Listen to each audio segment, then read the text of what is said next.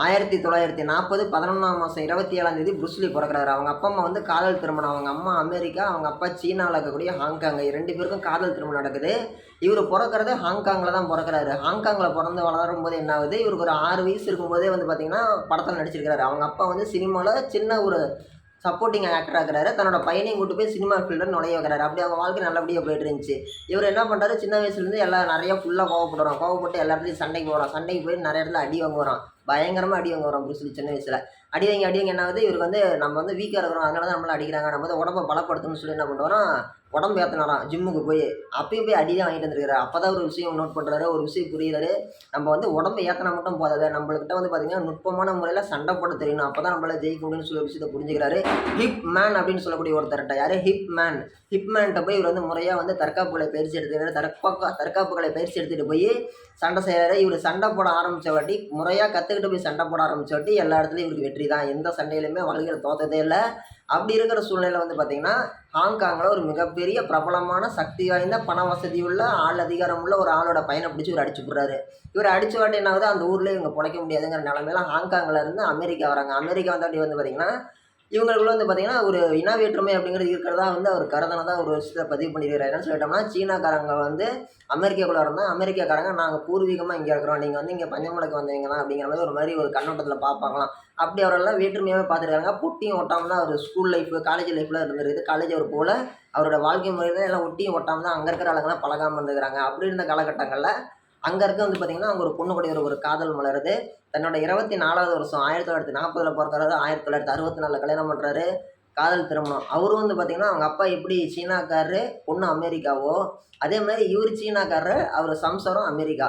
கல்யாணம் பண்ணுறாரு. அதே 1964 வருஷம் உலக புகழ் வாய்ந்த கராத்தே சாம்பியன்ஷிப்பில் போய் கலந்துக்கிறாரு. கலந்துக்கிட்டு இவரோட வாழ்க்கையில் மிகப்பெரிய திருப்பு முனையாக அமைஞ்சது அந்த டோர்னமெண்ட்டு தான்.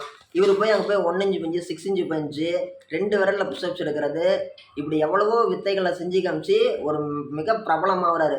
மிக பிரபலமான வாட்டி இவருக்கு வந்து ஹாலிவுட்டில் ஒரு வாய்ப்பு கிடைக்குது. அங்கே போனாலே இவர் யாரும் வளர விடுறதில்ல.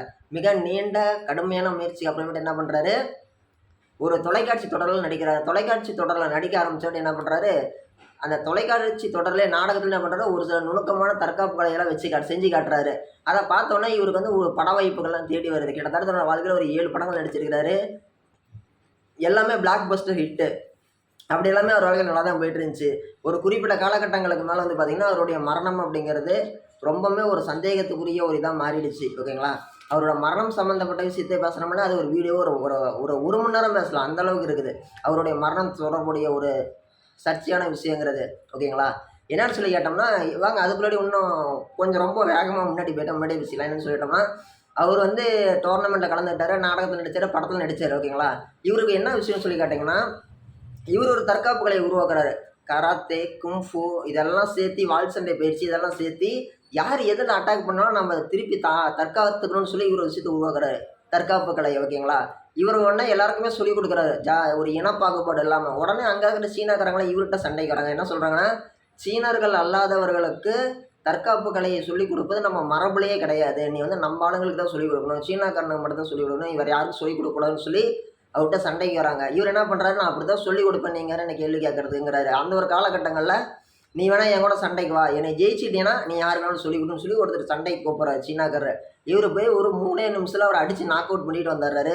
இவர் விருப்பப்பட்ட மாதிரியே எல்லாருக்குமே பொதுவாக சொல்லிக் கொடுத்தாரு. இவர் வந்து என்னென்னா எல்லாருக்கும் எல்லாமே அப்படின்னு சொல்லி தான் புருஸ்லி இது பண்ணார். ஒருத்தர் செத்து போய் இன்றைக்கி 50 வருஷம் ஆகியும் கூட அவரோட பேரும் புகழும் இன்றைக்கி நினச்சிருக்குதுன்னா அவர் வாழும்போது வாழ்ந்த வாழ்க்கை அந்த மாதிரி. எத்தனையோ கோடி பேர் வராங்க போகிறாங்க. உங்களுக்கு தெரியுமா, உலக புகழ் பெற்ற டைம்ஸ் நாளிதழ் ஒரு விஷயம் இது பண்ணுறாங்க. நம்ம வாழ்கிறது 21ஆம் நூற்றாண்டு. 1900 1999 வரைக்கும் இருந்தது 20ஆம் நூற்றாண்டு. இந்த 20ஆம் நூற்றாண்டின் உலகத்திலேயே சக்தி வாய்ந்த 100 நபர்களில் ஒருத்தராக வாழ்ந்தவர் யாருன்னு சொல்லி கேட்டிங்கன்னா புருஸ்லி. அந்த வருஷத்தில் யார் இருந்தாங்கன்னு சொல்லி கேட்டிங்க அப்படின்னா, நம்ம ஹிட்லர் இருந்திருக்கிறாரு, முசோலினி இருந்திருக்கிறாரு, இப்படி எத்தனையோ பேர் இருந்தாங்க. அதில் வந்து இவர் ஒரு முக்கியமான ஒருத்தர். அந்த 100 பேரில் உலகத்தில் வாழ்ந்த 20ஆம் நூற்றாண்டில் சக்தி வாய்ந்த 100 நபர்கள் அவர் ஒருத்தர். அன்றைக்கி சூழ்நிலையில் உலகத்தில் மட்டும் வந்து பார்த்திங்கன்னா கிட்டத்தட்ட வந்து சராசரியாக ஒரு 450லேருந்து ஒரு 600 கோடி மக்கள் இருந்திருக்கிறாங்க. அன்றைக்கே அவர் ஃபேமஸாக இருந்திருக்கிறாரு, தெரிஞ்சுக்கோங்க. இதோட பார்ட் 2 வீடியோங்கிறத நம்ம சீக்கிரமாக மேக் பண்ணலாங்க.